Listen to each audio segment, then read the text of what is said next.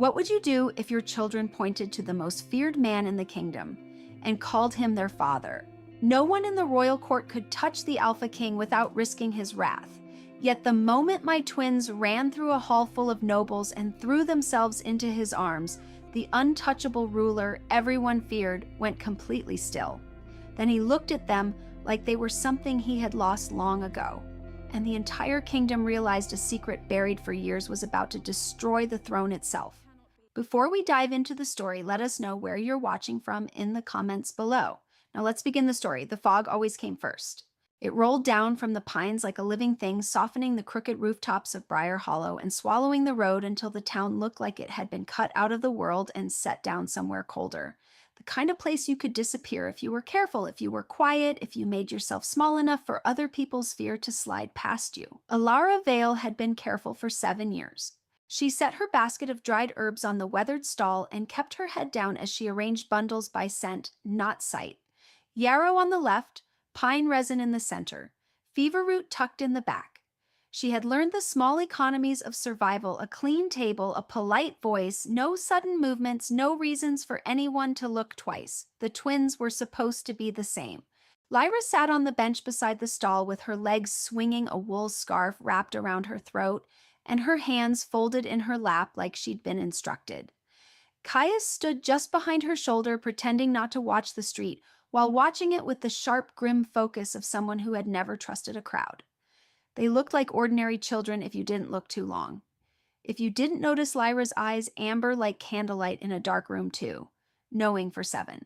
If you didn't notice the way Caius scanned every doorway and counted every stranger like he was keeping a ledger, if you didn't notice the way the air felt tighter whenever they were upset. Alara slid a small pouch of dried lavender toward an older woman and took the coin offered without touching the woman's hand. Old habits, skin contact invited questions, scent invited memory. And memory was the one thing Alara couldn't afford to wake. "Thank you," she said softly. The woman nodded and left. For a moment there was only fog and the scrape of boots on damp stone and the faint, distant bark of a dog. Then a man stepped up to the stall. He was clean in the way that didn't belong in Briar Hollow. Cloak too new, boots too polished, teeth too white when he smiled. His hair was tucked neatly behind his ears, and his gaze swept over Alara's table as if he were browsing. But there was calculation under it, like he wasn't choosing herbs so much as choosing targets. Alara kept her face pleasant. "Can I help you?" "Perhaps," he said, voice warm as spiced wine. "I'm looking for something to settle the nerves. The roads have been," he sighed theatrically, "unkind." Alara reached for a bundle of dried chamomile without thinking. Lyra's fingers clamped around her wrist. Alara froze. Lyra didn't look at the man. She looked at Alara, wide-eyed, urgent, and quiet as a breath. "Don't sell to him," Lyra whispered. "He's lying in his head." The words hit like a thrown stone. Alara's stomach dropped straight through her. The man's smile twitched. Just once, a crack in the polished surface. Lyra's grip tightened. "He thinks you won't notice. He thinks you're—" She paused, frowning as if tasting the thought she was hearing. "He thinks you're easy." Alara Caius murmured, "Not Mama, not Mother Alara," the name he used when he wanted her to understand he wasn't playing. "We should go." Alara swallowed hard, forcing her hand to move as if she hadn't heard anything at all. "Chamomile," she said, briskly lifting the bundle. 2 coppers. The man's eyes slid to Lyra's hand on Alara's wrist. Something sharp gleamed there. Anger, unease, and behind it hunger. The kind of hunger that liked to hurt people who embarrassed it. 2, he repeated, still smiling. "That seems steep. For weeds." "They're dried properly," Alara said, keeping her voice even. "If you want cheap weeds, the ditch has plenty." A few heads turned. Not enough. But the man noticed. He leaned closer, voice dropping. "You ought to watch your tone." Alara met his gaze. She didn't flinch. Flinching invited predators. "And you ought to pay your debts," Lyra blurted before Alara could stop her. "You owe the miller. And you stole from the baker. And you," Alara snapped, too sharp, too late. The man's smile vanished. His hand moved quick practice toward the pouch of coins on Alara's table, a thief's motion, confident, used to people freezing when men like him reached. But Caius stepped forward. He didn't shove, he didn't swing, he just placed himself between the man's hand and the coins like a small Walchin, lifted eyes dark and cold for a child. No, Caius said. The man's mouth curled. Move. Caius didn't. For a beat, the air around the stall seemed to tighten, as if the fog itself held its breath. Then the man snatched at the pouch anyway. His fingers brushed Caius's sleeve, and the man went pale. Not in fear, in pain. He jerked back as if he'd touched a hot iron staring at his hand. His knuckles had turned an ugly, blotchy red, as though the skin had been burned from the inside. What he hissed. Ilara's heart slammed against her ribs.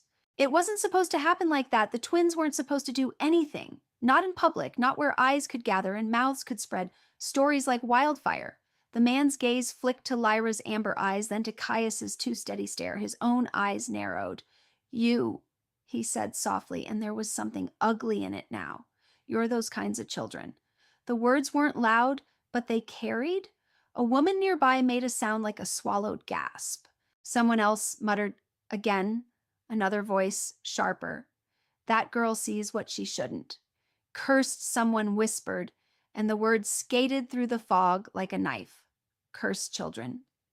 Ilara felt the town turn in that subtle way crowds did, shoulders angling attention, shifting curiosity, sharpening into fear. She snatched the pouch of coins and shoved it into her apron, then grabbed both children by the hands. Come, she said, and forced her voice to stay calm. We're done for today. The man glared at them, flexing his burned hand. You'll regret that, he said, because men like him always needed the last threat. Ilara didn't answer. Answers invited engagement. She walked fast, pulling the twins with her through the fog, through the narrow lane behind the inn, past the tumble-down fence line, and up the muddy slope to the little cottage at the edge of Briar Hollow. Only when the door was shut and barred behind them did she let her breath shake. She turned on the twins. Inside, she said, and her voice did shake now. Both of you now. They obeyed, boots leaving wet prints on the wooden floor. Ilara dropped her basket onto the table so hard the dried herbs rattled. Then she knelt, forcing herself down to their level, forcing her hands not to tremble. How many times, she said, each word clipped tight, have I told you not to say what you see in front of strangers? Lyra's shoulders hunched. But he was going to steal from you. I know, Ilara said, and the fact that she meant it made anger burn behind her eyes. And Caius, what was that? Caius' swallowed gaze flicking away. He touched me. That is not an answer. Caius's jaw tightened in a way that was too old for a child. I didn't do it on purpose. Lyra blinked up at Ilara, cheeks flushed. He was wrong inside. Ilara's hands came up to cup their faces, gentler than her voice had been. She wanted to keep shaking them. She wanted to fold them into her arms and never let go. Terror made you contradictory. I know you wanted to help, she said softer now. I know, but the world doesn't love what it doesn't understand. Lyra's lower lip trembled. So we're bad. No, Ilara said fiercely. No, you are not bad. Caius watched her carefully. Then, why did they look at us like that? Ilara's throat tightened. Because they were afraid. Because fear made people cruel. Because once the wrong person heard the wrong rumor, a royal scout could show up in Briar Hollow with a sealed decree and iron chains and polite words about duty. Ilara pulled the twins into her arms and held them until her own shaking eased. This town is not your pack, she murmured into Lyra's hair. The words slipped out before she could stop them. Pack. Werewolf language. The kingdom's language. Caius stiffened slightly. Do we have a pack? Ilara kissed his temple. We have each other. That night, after she'd made thin stew and forced herself to eat 3 bites so the twins wouldn't notice how little appetite she had, she tucked them into the narrow bed under the sloped roof. They fell asleep quickly, exhaustion always hitting them hard after their gifts flared. Lyra curled into Caius's side like she was making sure he didn't disappear. Caius's hand rested over hers, protective even in sleep. Ilara sat in the chair by the small window with a blanket around her shoulders and watched the forest beyond the fence line. The trees stood black and patient against the night. Somewhere deeper in a wolf howled, not close, not threatening. Just a reminder of what the world was built on. She thought of the stories people told in whispers, stories about blood moon children. Twins born under a red sky marked by strange sight destined to either bless a kingdom or break it. If any noble house learned who Lyra and Caius were, they wouldn't be children anymore. They'd be resources, leverage, weapons, threats. Alara pressed her forehead to the cold window glass and let herself whisper the truth she never said out loud. I've hidden you for 7 years, she told the sleeping room. Just a few more, please, just a few more. The next morning, the fog was thinner. That was the first sign something was wrong. The second was the sound of horses. Alara heard them before she saw them, a rhythmic clop heavier than a trader's cart too organized to be local. The twins were at the table eating bread and jam when the sound rolled up the lane. Caius's head snapped up. Riders. Lyra's spoon paused halfway to her mouth. Shiny? Alara went cold. She moved to the window and parted the curtain by a finger width. A line of riders in dark cloaks with silver pins on their collars was entering Briar Hollow like they owned it. Royal. Alara's pulse climbed into her throat. Finish eating, she told the twins too brightly. We're going to a knock hit the door, not a neighbor's knock, a command.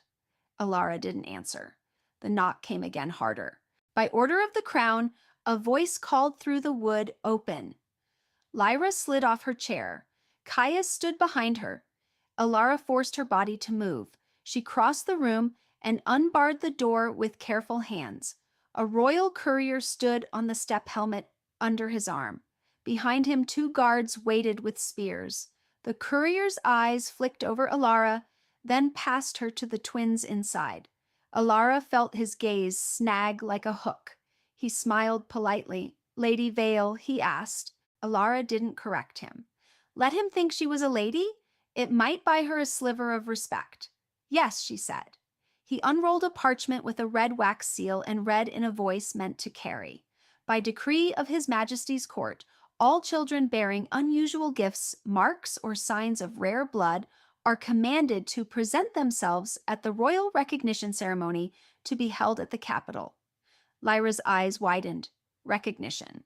Caius's hand slid into Alara's without looking. His grip was steady, but his palm was cold. The courier continued, those who conceal such bloodlines shall be considered in violation of crown law and guilty of treasonous withholding of royal resources. Alara's vision narrowed. Royal resources. Children reduced to inventory. The courier finished reading and looked up, still smiling. This is for your protection, of course, he said. Alara's mouth tasted like metal. And if we don't go? Caius asked quietly. The courier's eyes sharpened. He crouched slightly, lowering himself to a child's level in a practiced show of kindness. If you do not go, he said, the crown will assume you are hiding something dangerous. And then other people will come. People who won't be as gentle as me. Lyra leaned into Alara's side. Mama. Alara's throat tightened around the word. She forced her face into something bland. When do we leave? The courier's smile brightened. A carriage will depart in 2 days. You will be expected. When he turned and walked back to his horse, Alara felt the weight of the town behind him. Neighbors peered from windows. Someone whispered. Someone else crossed themselves. The rumor from yesterday had already moved faster than Alara could run. When the riders were gone, Alara shut the door, slid the bar into place, and leaned her forehead against the wood. Caius spoke first, voice small but controlled. If we don't go... They come here. Yes, Alara whispered. Lyra stared at her hands. Do they hurt children? Alara squeezed her eyes shut. They hurt what they're afraid of, she said, and opened her eyes again. And people are afraid of you, Lyra blinked rapidly. But we didn't.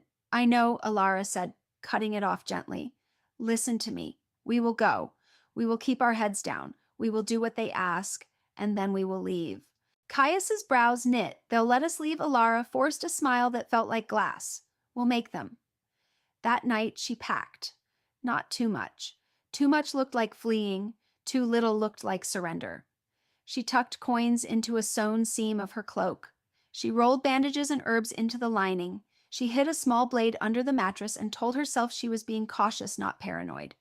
Caius watched her silently from the bed. When she finally sat down, exhausted, he asked the question he'd been holding all day. If we don't go, he said, can we run? Alara looked at him and saw the child. He still was beneath the seriousness, saw how desperately he wanted to believe that running meant freedom. If we run, she said softly, they will chase us. Lyra's voice came from the pillow, like hunters. Alara swallowed. Yes. Caius's fingers tightened in the blanket. Then why go? Because going looked obedient. Because going bought time. Because running now would look guilty, and guilty people were hunted harder. Ilara reached out and smoothed his hair back in the same gesture she'd used since he was a baby. Because if we walk into the lion's den, she said, we get to see the exits. Caius didn't look convinced, but he nodded. Lyra yawned. Mama, yes, love. If the king sees us, Lyra whispered, will he know Alara's blood went cold? Know what she asked carefully. Lyra's amber eyes were half-lidded with sleep, but still too aware. No, we're loud. Alara's throat tightened. No, she lied. He won't. But the truth was Alara didn't know what the king would know. She only knew what people said about him. They said he was the strongest alpha king in generations. They said his wolf could smell lies. They said his dominance could crush weaker alphas to their knees. And they said no one could touch him. 2 days later, the carriage came. It was black with silver trim drawn by heavy horses. 2 royal guards sat on the front bench, faces blank, hands resting on spears. Alara lifted the twins up into the carriage herself, then climbed in after them. As the wheels started to turn, Briar Hollow receded behind them like a bad dream.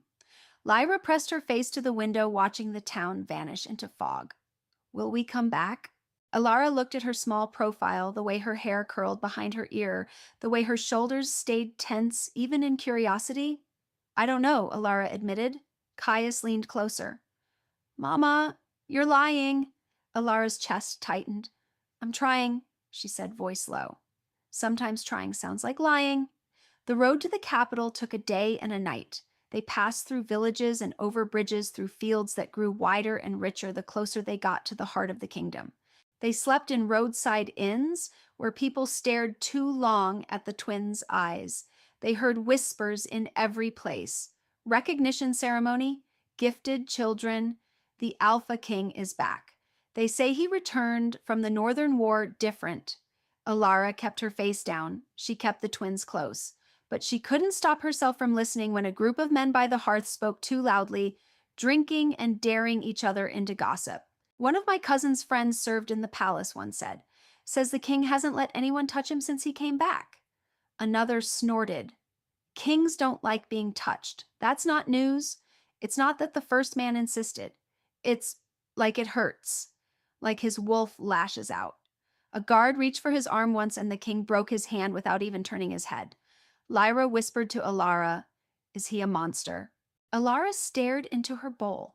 No, she said, and surprised herself by meaning it. He's a king. Caius frowned. Those can be monsters. Alara didn't answer. On the second day, the capital rose out of the mist like a crown made of stone. High walls, black banners, iron gates guarded by men in armor so polished it looked like water. The carriage rolled over the bridge and through the gate, and Alara felt the city swallow her whole. Inside the palace was worse. It sat at the center of the capital like an ancient predator, all sharp angles and towering spires built to make you feel small before you even stepped inside. Alara's throat tightened as the carriage stopped at the outer courtyard. A palace attendant opened the door. This way, he said briskly. Alara took the twins' hands and followed. The corridors smelled of stone and wax and something else beneath it, wolf scent. Layered and old, like the walls themselves had been soaked in dominance over centuries. Lyra's nose twitched. It smells like teeth? Caius murmured. Quiet. They were led into the great hall. Alara had expected grandeur. She hadn't expected the weight of it. The ceiling arched so high it disappeared into shadow. Torches burned in sconces like small suns. Noble houses stood in clusters draped in velvet and fur, their jewelry catching the light like ice. and everywhere the air was thick with pheromones' dominance and submission and the sharp metallic tang of fear. Gifted children stood in a line before the throne dais, some clutching parents' hands, some alone, some already looking like they'd learned what it meant to be examined. A woman in ceremonial robes called names. A healer touched foreheads. A scribe wrote down traits marks, bloodlines. Alara's skin crawled. She pulled the twins closer. Immediately, heads turned, not all at once, not dramatically, but like a flock sensing something strange. A nobleman's gaze snagged on Lyra's wrist, where her sleeve had slid back, revealing faint, pale lines marks that looked like moonlight scars. His lips parted. Blood moon marks. He whispered not quietly enough. The whisper became murmurs. Impossible, they would have been cursed twins. Alara felt the space around her shrink. Lyra's fingers tightened around hers. Mama, they're thinking loud. Alara's mouth went dry. Don't listen. Caius's shoulders squared, stepping slightly in front of Lyra the way he always did. A noble woman drew her child away as if Alara's twins were contagious. Alara forced herself to breathe through her nose. 4 in, 7 out, the rhythm her mother had taught her in another life. Then the hall went quieter. Not because the ceremony paused, because something shifted at the top of the dais. Alara's gaze lifted before she could stop it. The throne was carved from black stone veined with silver. A king sat there like he'd been poured into the shape of it, broad-shouldered, still, and impossibly present. He wore a dark cloak, not the bright, showy colors of court, but the deep charcoal of someone who'd spent more time in war camps than ballrooms. His hair was dark and tied back loosely. His jaw was sharp, shadowed by stubble. His hands rested on the arms of the throne, scarred and steady, and his eyes were green, not pretty green, not bright green. Forest green, deep, wild, shadowed like moss under old trees. He didn't look at the children in line as if they were curiosities. He looked at them like a wolf deciding what belonged and what did not. Alara felt something cold twist in her chest. Then something else worse. A flash of familiarity so sharp it made her vision blur for half a second, like she'd stepped too close to a memory she'd tried to bury. Lyra made a small sound beside her. Alara looked down. Lyra was staring at the throne as if she couldn't breathe. Caius had gone very still too. Alara Vale, the ceremonial woman, called. Alara's heart dropped. It was their turn. She moved forward, guiding the twins with her keeping her chin lifted and her face blank. The closer they got to the dais, the heavier the air became. Alara could feel the Alpha King's dominance, like a physical pressure pressing down on her shoulders, daring her to bow. She didn't. Not because she was brave, because fear held her upright. They reached the mark on the floor where families were meant to stop. The ceremonial woman smiled too bright. Your children, Lady Vale. Alara nodded yes. The woman's gaze flicked to the twins' eyes. The smile faltered. The hall's murmurs rose again. Blood moon. Cursed. They shouldn't. Alara's hands tightened around the twins' fingers. State their names, the woman requested. Alara Caius whispered urgently, almost a warning. Alara forced her voice to work. Lyra, Caius. The woman gestured toward the healer. We will examine. Lyra didn't move. She had stopped breathing. Her amber eyes were locked on the Alpha King. Alara followed her gaze, dread pooling in her stomach. The king hadn't been looking at them a moment ago. Now he was. And the way he looked at Lyra wasn't cold. It was startled, as if he'd been struck by something invisible. Lyra's mouth parted. Mama, she whispered, voice full of wonder and certainty. I found him. Alara's blood turned to ice. Lyra, she hissed, squeezing her hand hard. No. Lyra pulled away, not with strength, with decision. She let go and ran. The hall exploded. Guards moved like a wave spear's lowering. Stop that child, don't let her touch him. Alara lunged after her, panic, snapping her body into motion. Lyra, she shouted, and every eye in the hall turned to watch the cursed child sprint toward the untouchable king. Caius didn't hesitate. He ran after his sister, like he'd been prepared for this moment his entire life. Alara, the ceremonial woman, cried, "Control them." Alara didn't answer. She couldn't. Her lungs were full of fear. Lyra reached the dais. She didn't slow. She didn't bow. She didn't look at guards or nobles or the healer with horror on her face. She looked only at the Alpha King. And then she did the one thing the entire kingdom knew you didn't do. She put her small hand on his knee. The sound that followed wasn't a scream. It was silence. A perfect, impossible silence. Even the torches seemed to flicker quieter. The king went still, frozen as stone. But Alara saw it because she was watching him the way a hunted woman watched a predator. She saw the moment his breath changed. It deepened, like someone inhaling after holding their lungs tight for too long. Lyra leaned closer, studying his face with the unblinking focus she used for wounded birds and broken locks. His wolf, whatever lived under his skin, didn't strike. It didn't lash out. It didn't punish the touch. It calmed. Caius reached them a heartbeat later and grabbed the edge of the king's cloak with his small fist, as if anchoring himself. The king's eyes flicked to Caius, then back to Lyra. Lyra's face softened into pure, bright relief.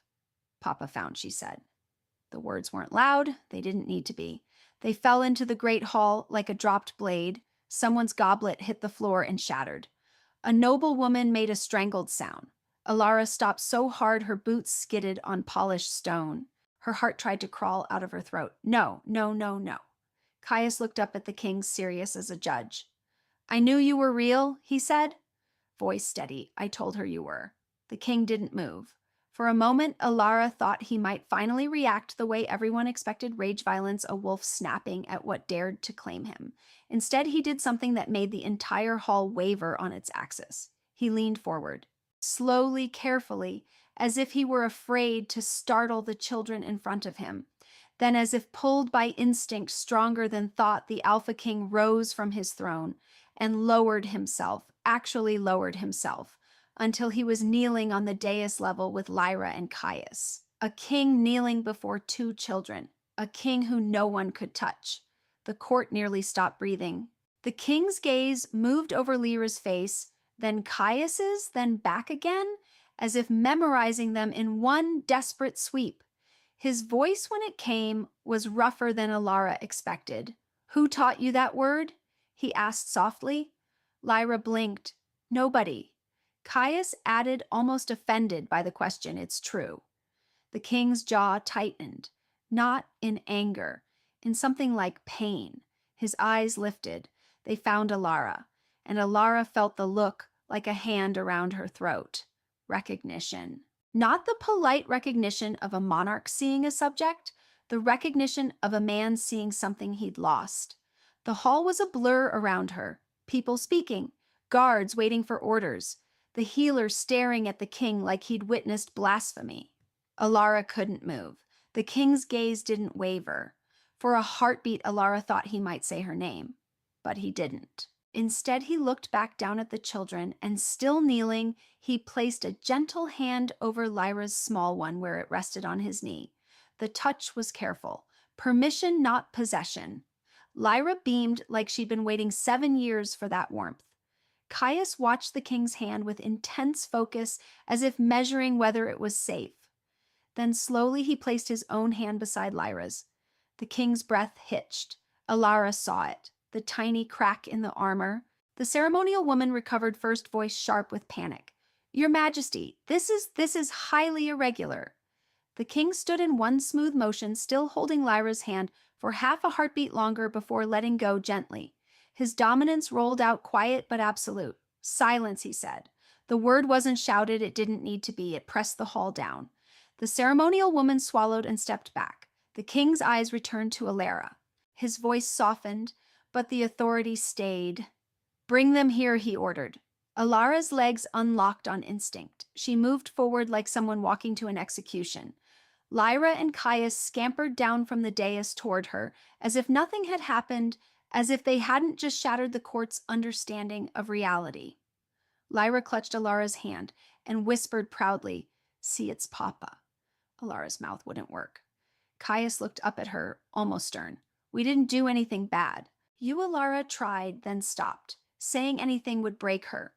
The king spoke again, eyes still fixed on her. You, he said, not woman, not servant, not lady, just you, as if he didn't need titles to define her. And your children will remain in the palace. Murmurs rose. A councilman stepped forward. Your Majesty, with respect, these children are the king's gaze flicked to him cold as winter water. They are under my protection. But I said the king, continued, voice dropping, they are under my protection. The councilman shut his mouth. Alara felt the hall tipping into something dangerous. Staying in the palace meant being trapped. Leaving meant being hunted.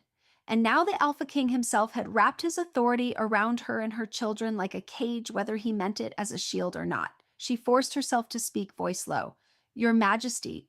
The king cut her off without raising his voice. You will have quarters. You will be fed. Your children will be examined by my healer to ensure they have not been harmed. His gaze sharpened.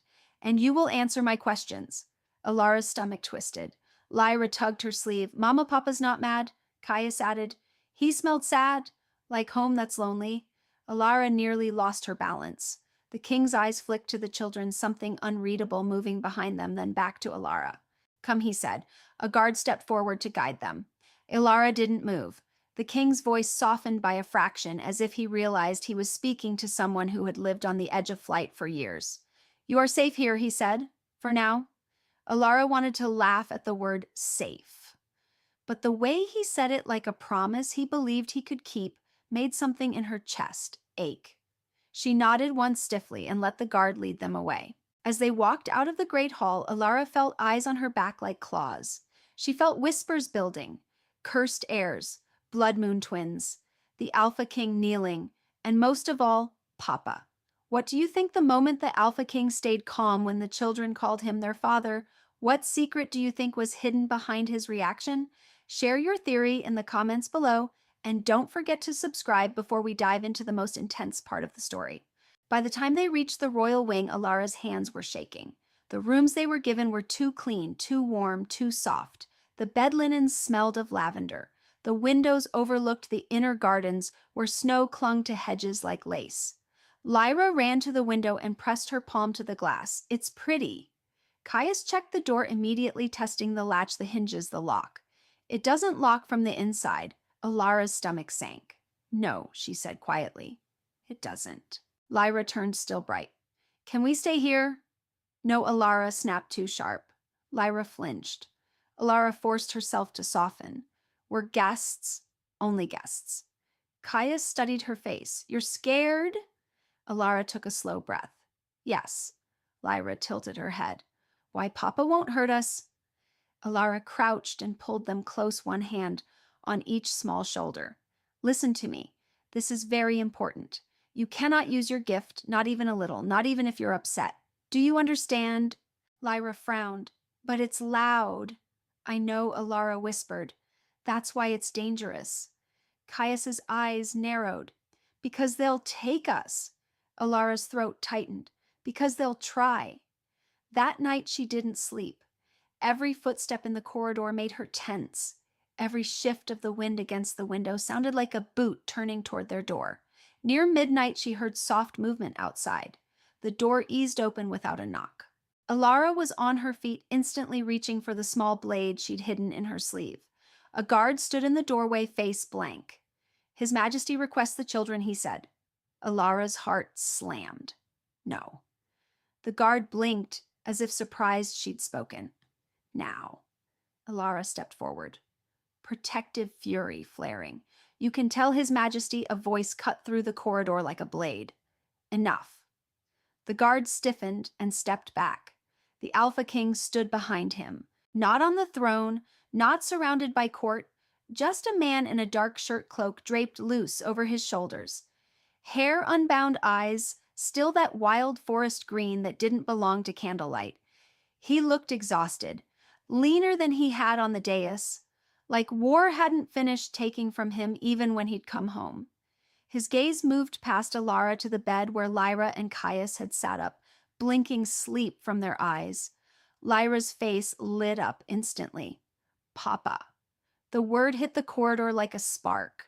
The king's expression shifted so fast, Alara almost missed it from guarded to something dangerously soft. He stepped forward slow, as if approaching a frightened animal.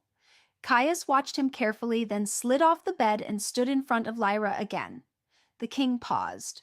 A corner of his mouth twitched, not quite a smile. "You stand like a guard," he said. Caius's chin lifted. "I'm supposed to?" The king nodded, as if he respected that. Then his gaze flicked to Alara. "You will not be harmed in my palace," he said quietly. Alara's grip on her blade didn't loosen.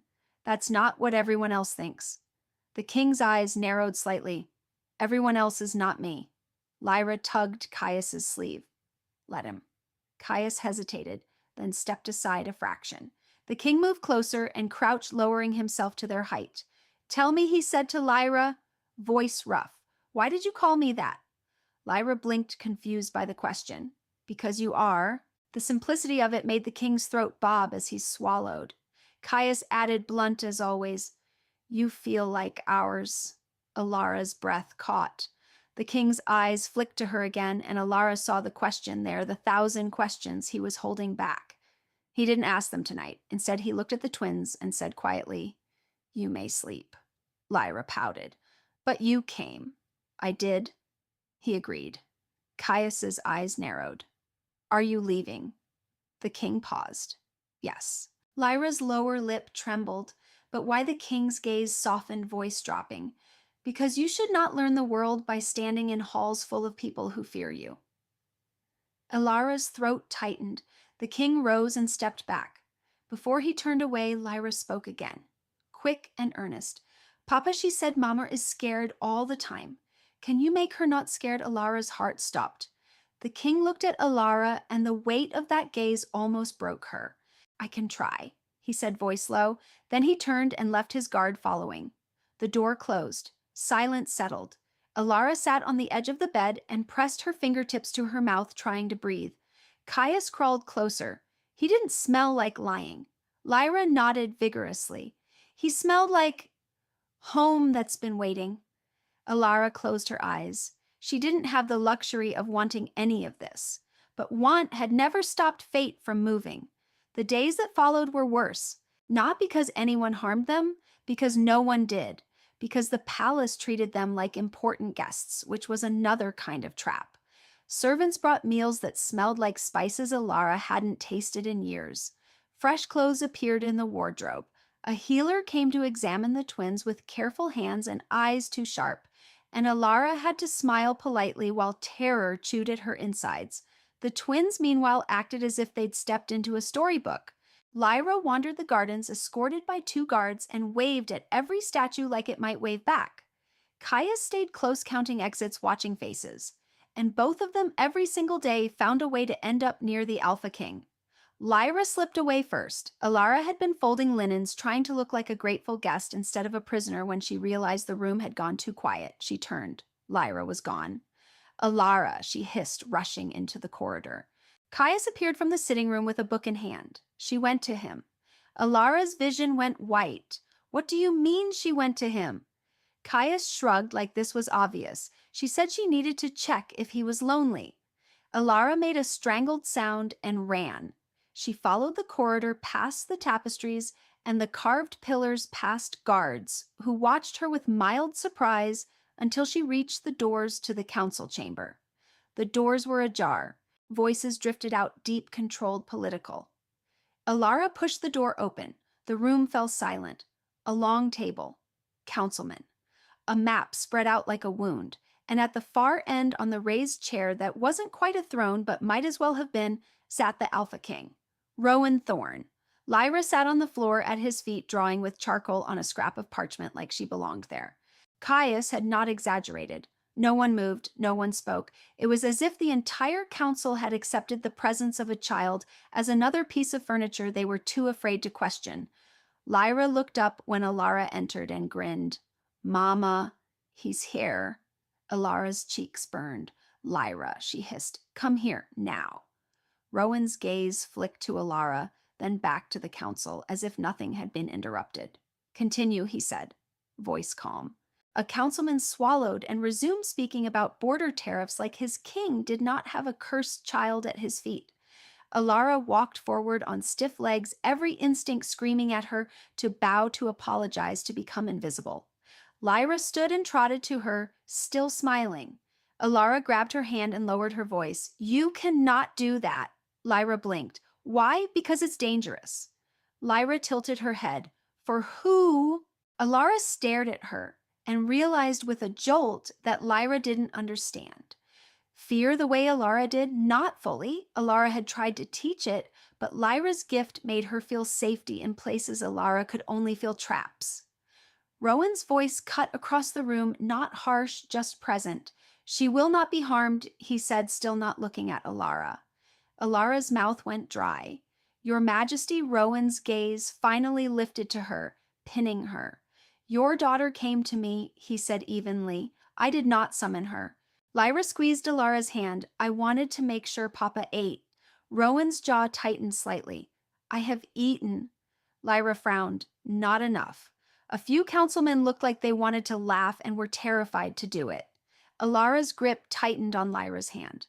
"We're leaving." Rowan's eyes narrowed a fraction. "You are not." Alara's heart hammered. "We are guests." Rowan's voice lowered, dangerous in its quiet. "You are under my protection." Protection. Cage. Same word, different angle. Alara forced herself to nod and turn away, dragging Lyra gently but firmly. As she walked out, she felt Rowan's gaze follow her like a tether. That night, Caius did something different. He didn't run to Rowan. He watched him.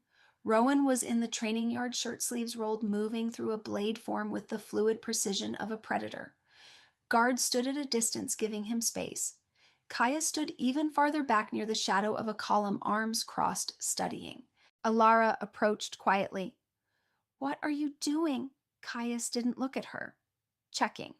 "Checking what? If he's real?" Caius said simply. "Or if he's like the stories?" Alara's throat tightened. "The stories aren't kind." Caius finally looked at her. "Neither is the world." Before Alara could answer, Rowan's blade stopped mid-arc. He didn't turn his head, but his voice carried across the yard. "If you have a question," he said, "ask it." Caius stiffened, surprised. Rowan continued, still not looking. "If you are going to watch me like that, you may as well speak." Caius hesitated, then stepped out of the shadows, small boots crunching frost. Rowan finally turned, eyes sharp. Caius lifted his chin. "Do you hate being touched?" The guards around the yard went very still.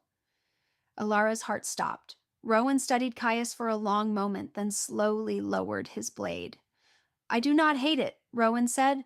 "I avoid it." Caius's eyes narrowed. "Because you hurt people." Rowan's jaw tightened. Sometimes Lyra would have rushed in with compassion. Caius stood his ground. "Do you hurt us?" Caius asked. Rowan's gaze softened by a fraction. "No." Caius's shoulders loosened almost imperceptibly. "Why not?" Rowan's voice dropped. "Because you are familiar." Alara's stomach clenched. Caius stared at him as if weighing the word. Then he nodded once, satisfied with an answer that wasn't really an answer at all. The next evening was when Alara found them asleep. She'd been pacing her room for an hour, counting exits and timing guards, when she realized Caius hadn't returned for supper. Panic surged. She left the room, moving quickly and quietly down the corridor, ignoring the surprised looks from servants. She followed the faint pull of soundpaper, turning a low voice, a child's giggle, until she reached Rowan's study. The door was open. Alara stepped inside and stopped. The room smelled of ink and leather and pine smoke. A fire crackled low in the hearth. Papers covered the desk like fallen leaves. And on the wide armchair, near the fire, Rowan sat with his back slightly slumped, an open ledger in his hand. Lyra slept on his lap cheek, pressed to his thigh, her hair spilling over his knee. Caius slept against his shoulder book, still open in his hand, fingers loose around the page. Rowan didn't move, not even when Alara entered. He didn't dare. His eyes lifted to her, and in them Alara saw something she hadn't expected. Awe. Like he was afraid if he shifted wrong, the moment would break and he'd wake up to find it gone. Alara's throat closed. Rowan spoke quietly, barely above the fire. They fell asleep. Alara couldn't find words. Rowan's gaze flicked down to Lyra's face. She argued with me, he murmured, sounding almost bemused. She told me I should stop frowning because it makes my sad lines deeper. Alara stared stunned. Rowan's mouth twitched faintly. Your son told her to stop correcting the king. Caius's sleeping face looked exactly like that serious even in rest. Alara's chest tightened, and for a moment she saw it as if from outside herself, the untouchable Alpha King sitting in his private study with 2 children asleep on him like he was the safest place in the world. Alara swallowed. Your Majesty. You don't have to. Rowan's gaze cut to her. I do, he said simply. The certainty in his voice made Alara's skin prickle. She stepped closer, lowering her voice. Why Rowan didn't answer, not directly. He looked at her as if he wanted to touch her face and didn't dare. I am not accustomed to calm, he said instead. They bring it? Alara's breath caught. She forced her eyes away from him and focused on the twins. She moved carefully, lifting Caius's book from his hand and sliding it onto a table. Caius didn't wake. Alara reached for Lyra, intending to lift her. Rowan's hand rose instinctively, not stopping her, just hovering protective. Alara paused, then whispered, I'll take them. Rowan nodded once, but he didn't release them immediately. He waited until Alara had her arms positioned securely, then shifted his body carefully so Lyra slid into Alara's embrace without waking. Then he did the same with Caius, slow and controlled. When both children were in Alara's arms, Rowan stood towering and silent. Alara turned toward the door. Rowan's voice stopped her. They are not cursed, he said quietly. Alara froze. Rowan continued, gaze fixed on her back. The court calls anything it fears a curse. That does not make it true. Alara's throat tightened. Fear keeps them alive. Rowan's voice softened just slightly. Fear kept you alive, but it is killing you. Alara turned, anger and panic flaring. You don't know me. Rowan's eyes darkened. No, he said, and there was something raw under the word. But I want to. Alara couldn't breathe. She escaped the room before she did something unforgivable like believe him. That night she packed again, more carefully this time, more urgently. She mapped servant passages in her head. She counted guard shifts. She rehearsed the path to the outer courtyard where carts left at dawn. She was halfway through hiding coins in her cloak seam when Lyra sat up in bed, rubbing her eyes. Mama Alara stilled. Go back to sleep. Lyra blinked. You're doing the leaving thing. Alara's stomach dropped. What? Lyra pointed at the folded clothes. That's the leaving pile. Alara swallowed. Yes. Lyra's face crumpled. Why? Because we can't stay here? Alara said, voice tightening despite herself. This place is a trap. Lyra shook her head stubbornly. No. Alara's breath hitched. Lyra slid off the bed and marched to Alara, small fists clenched. Papa found us, she said, voice thick with tears. We can't leave him. Alara's chest burned. He's a king.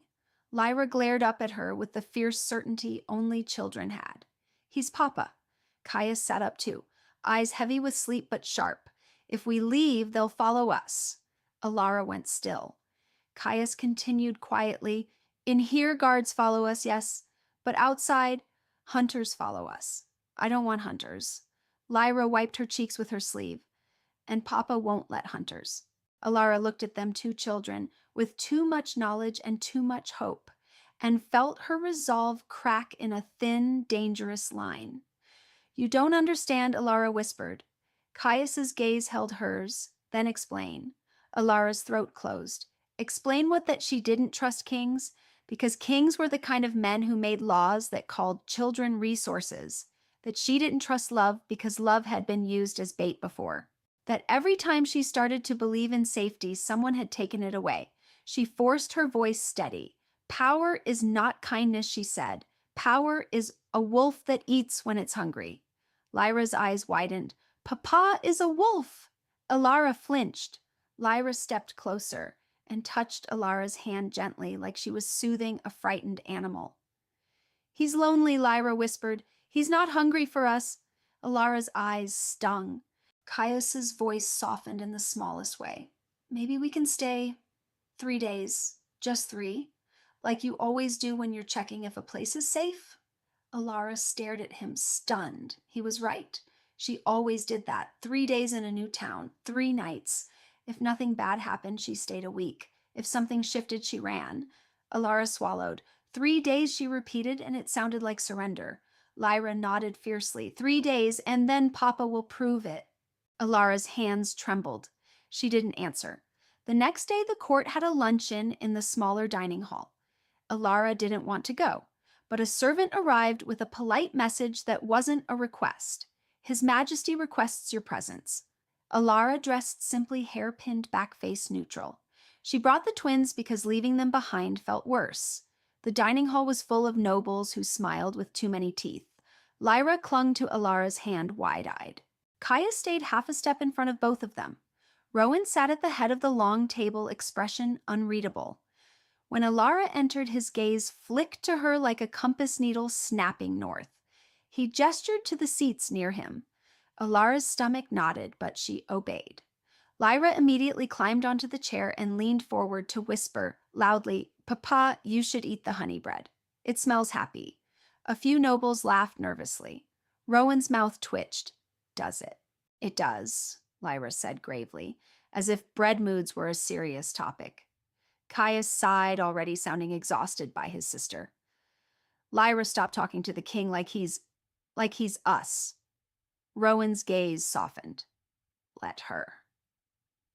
Alara felt every eye on them like pins.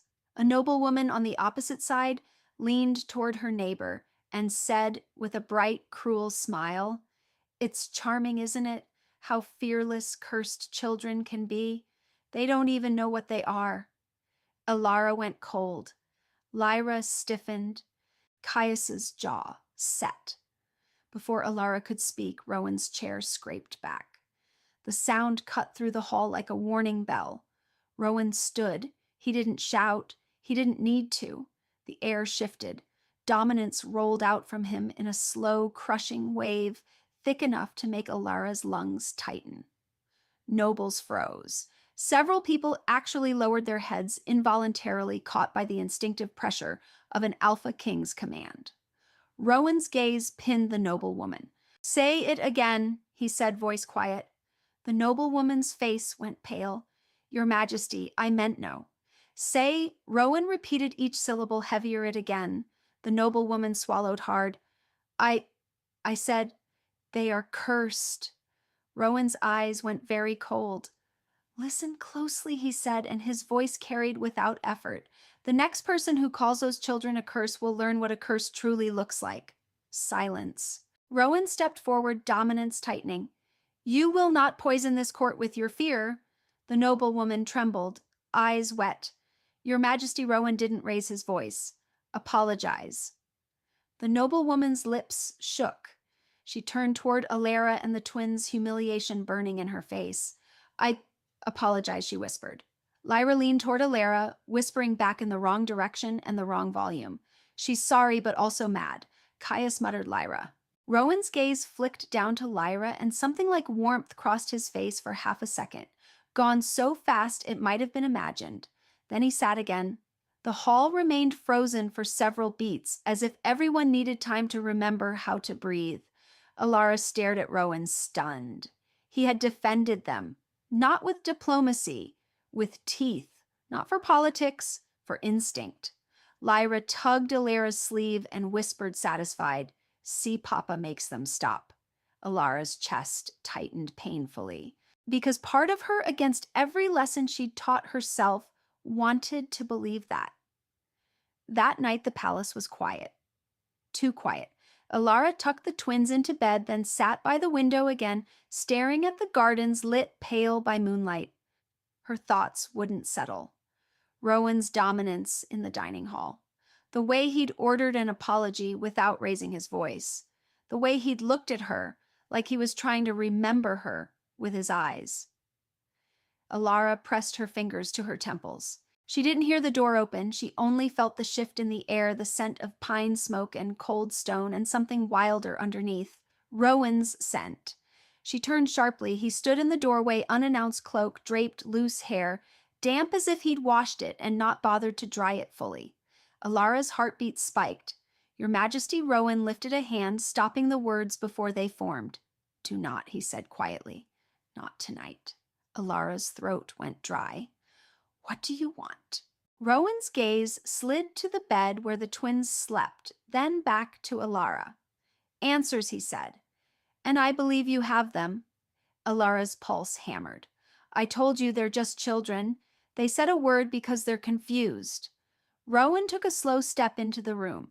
The firelight caught the scar along his knuckles. Children do not look at a stranger and call him father with that certainty, he said. Not unless they know something. Alara forced herself to stand. They don't know anything. Rowan's eyes narrowed. You are lying. The bluntness made Alara flinch. Rowan's voice softened slightly, but the edge stayed. I have spent years surrounded by lies. I can smell them. Alara's breath hitched. Then you'll smell this too. I don't know what they're doing. Rowan moved closer, stopping just far enough away that he wasn't crowding her, but close enough that Alara felt the pull, the invisible thread tightening between them. He spoke low. I heard you singing. Alara's blood ran cold. What Rowan's gaze didn't waver. That lullaby. It is in my memory. Alara's knees threatened to weaken. That's not possible. Rowan's jaw tightened. It is. Alara took a step back. You shouldn't be here. Rowan's voice dropped rough. You shouldn't exist in my palace like a ghost I cannot name. Alara's heart pounded so hard it hurt. Rowan's eyes darkened, and for the first time, Alara saw it clearly. He wasn't just a king seeking answers. He was a wolf that had found a scent it couldn't stop following. I don't touch people, Rowan said, as if confessing something shameful. You heard the stories. Alara swallowed. Yes. Rowan's gaze dropped briefly, just briefly to her mouth, then lifted again. But when your daughter touched me, my wolf went silent. Alara's breath caught. Rowan stepped closer. And when you stand near me, he murmured, I feel like I'm standing near a memory I've been missing my entire life. Alara's voice shook. That doesn't mean anything. Rowan's eyes sharpened. It means someone took it. Alara's stomach twisted. Stop. Rowan didn't. Tell me the truth, he said quietly, and the command in the words was softer than his dominance, but just as dangerous. Tell me why my body recognizes you. Alara's vision blurred. She wanted to run. She wanted to grab the twins and flee into the night. But every instinct that screamed run was battling something else now, something she had denied for so long it felt like blasphemy. Relief.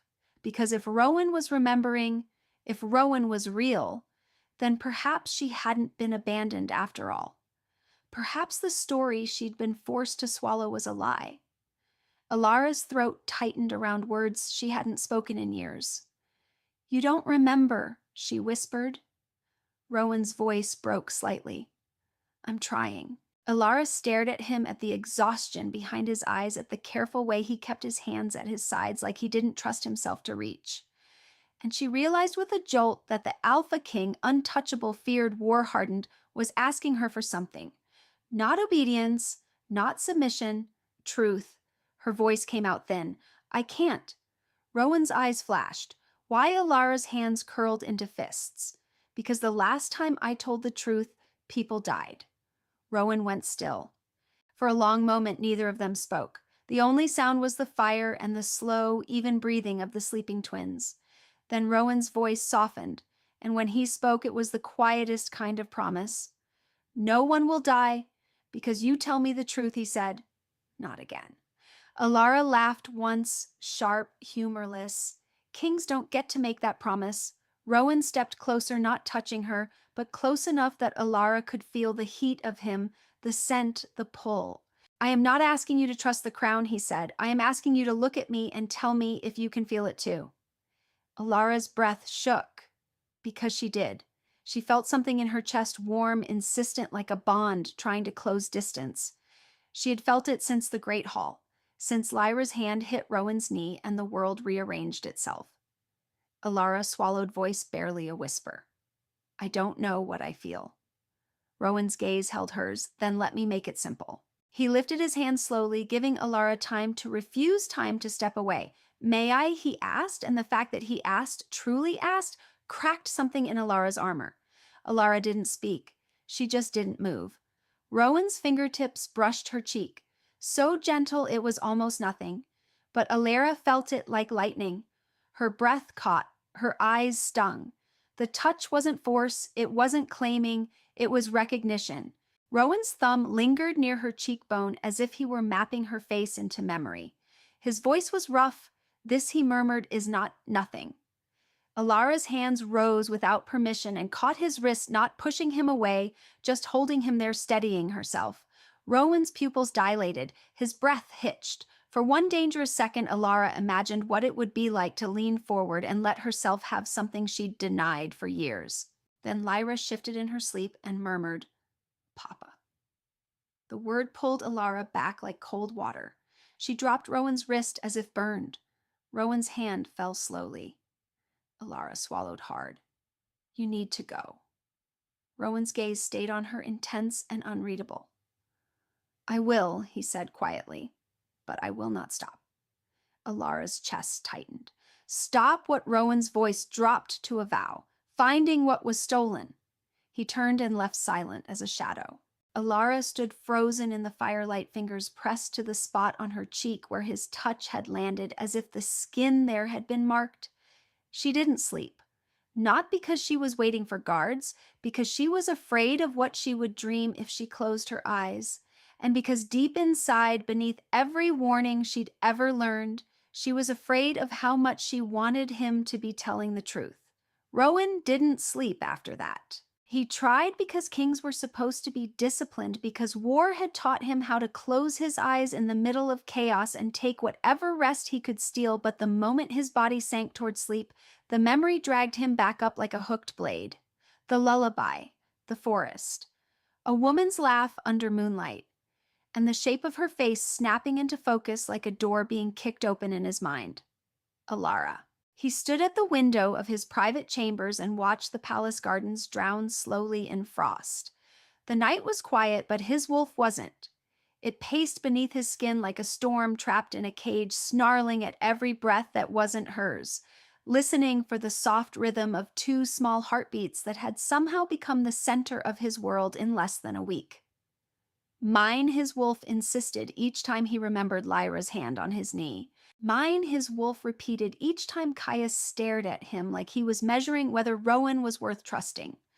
Rowan had spent years trained to resist instinct. He had resisted rage and battle hunger on the march, grief in the aftermath. He had never resisted this. He pressed his fingertips to the scar on his knuckles, remembering the way Alara's cheek had felt beneath his hand, warm, living, real. Not a dream, not a vision, a woman standing in his palace with terror in her eyes like it was stitched into her bones. "Someone took you from me," he thought, and the realization was so sharp it made him sway. Someone took all of it. When the sky began to pale at the edges, Rowan turned away from the window and did what he should have done the moment the memory returned. He summoned her. Not in the great hall, not in front of council, in the private chamber where he used to take war reports in the darkest hours, where no one could hide behind court masks or polite lies. When Alara arrived, she looked like she'd been awake all night too. Her hair was pinned back, but not perfectly. Her eyes were rimmed with shadow. The muscles in her shoulders were set like she was expecting a blow. Rowan watched her for one long second, and the sight of her in the firelight made something in him break and harden at the same time. This woman had carried his children through winter. This woman had run alone. This woman had looked at him, an alpha king, and still chosen to flee rather than trust, because she had been taught that trust was fatal. Rowan's voice came out low and rough. "Don't lie to me anymore." Alara froze in the doorway. Rowan stepped forward just one pace. He didn't crowd her. He didn't touch her. But he let his dominance curl through the air like smoke, not crushing, commanding. "I remember," he said, and it felt like ripping his own chest open to say it. "The forest, the moon, that song. It was you." Alara's face went pale. Her hands clenched at her sides until her knuckles went white. "You're mistaken," she whispered. Rowan's jaw tightened. If I'm mistaken, he said, pain sharper than anger, then why does my heart recognize you before my mind does? Silence hit the room like a wall. Alara's throat moved as she swallowed. Rowan kept his voice steady only because kings had to be steady when everything else was burning. Why do they call me Papa? He demanded. Why do you look at me like I'm a wound that never healed? And why do I have memories of you, memories I never chose to forget, yet no memory of leaving you? Alara stumbled back half a step, her spine brushing the edge of the table behind her. She stared at him like he'd opened a door she'd spent years bracing shut. Rowan saw it then, the truth of her fear. Not fear of him hurting her, fear of him knowing, fear of everything collapsing. Her voice came out small. If I tell you everything, will you believe me? Rowan didn't hesitate. I will believe what you cannot hide anymore. Alara closed her eyes for a heartbeat, and when she opened them again, something in her had changed, like a dam cracking. I met you years ago, she said, and the words sounded like confession and accusation at once. In the forbidden forest near the border. You didn't wear a crown, you didn't give a name, you were just a man bleeding into the snow, too proud to beg and too stubborn to die. Rowan's chest tightened. The memory rose half dream and half knife. Alara continued, voice trembling but not breaking. I brought you to my mother's old cabin. I cleaned your wound. I thought you would leave by dawn and that would be the end of it. Her gaze flicked away as if she couldn't bear to look at him while she said the next part. But you stayed. You looked at me like you were recognizing something you didn't understand. Rowan felt his wolf growl softly beneath his ribs. Alara's fingers tightened against the table edge. That night there was something between us. Not a promise, not words, a pull, a bond starting to form. Rowan's breath hitched. Alara's voice went hoarse. I thought it was a miracle, a single night. Then morning came. Men came your men, and before I could understand what was happening, someone struck me from behind. The room blurred for Rowan, his hands curled into fists. When I woke, I was locked in a room, Alara said, and they told me you had left. They told me you'd made a mistake, that you hadn't chosen me, that you'd never choose someone like me. Rowan took a step forward without thinking. No. Alara flinched anyway, as if pain had taught her to expect denial from powerful men. I didn't believe it at first, she whispered. I waited. I thought you'd come. But days passed, then weeks, and then I realized I was pregnant. Rowan's vision narrowed. His heart hammered so hard it hurt. Alara's gaze lifted to his. There was fury there now and grief, and that's when the hunting started, she said. Not for me, for what was inside me. Her mouth twisted. They didn't want a woman. They wanted heirs. Rowan's throat closed around the word. Heirs, his heirs. Alara let out a shaky breath. I ran. I escaped in the middle of a storm with nothing but a cloak and a knife, and the knowledge that if they caught me, my children would not survive. Rowan's voice came out like a growl. Who?